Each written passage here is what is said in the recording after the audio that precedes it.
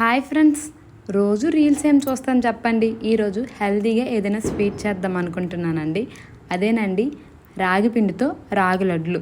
First dry fruits తీసుకొని చిన్న చిన్న ముక్కలుగా కట్ చేసుకోవాలి. నేను రాగులను అయితే బయట నుంచి కొనుక్కోలేదు. మా నాన్న వాళ్ళు మా పొలంలో ప్రతి సంవత్సరం రాగులు పండిస్తారు. మా అమ్మ రాగులను క్లీన్ చేసి పిండి అయితే నాకు ఇచ్చింది. రాగుల్లో చాలా ప్రోటీన్స్, ఐరన్ ఎక్కువ ఉంటుంది. ఈ రోజుల్లో చాలామందికి కామన్గా బ్లడ్ అయితే ఉండట్లేదు. అలాంటి వాళ్ళు రోజుకొక రాగి లడ్డు తింటే చాలా మంచిది. అండ్ చిన్నపిల్లలు, ప్రెగ్నెన్సీ లేడీస్ కూడా తింటే చాలా మంచిదండి. ఫస్ట్ నేతిలో డ్రై ఫ్రూట్స్ని బాగా వేగించుకున్నాక రాగి పిండి తీసుకోవాలి. రాగి పిండి తీసుకొని అదే కళాయిలో నెయ్యి వేసుకొని దోరగా వేగించుకోవాలి.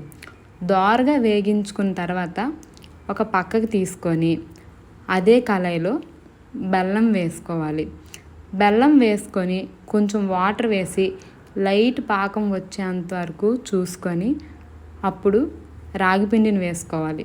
తర్వాత డ్రై ఫ్రూట్స్ వేసుకొని బాగా ఒక ముద్దలా కలుపుకోవాలి.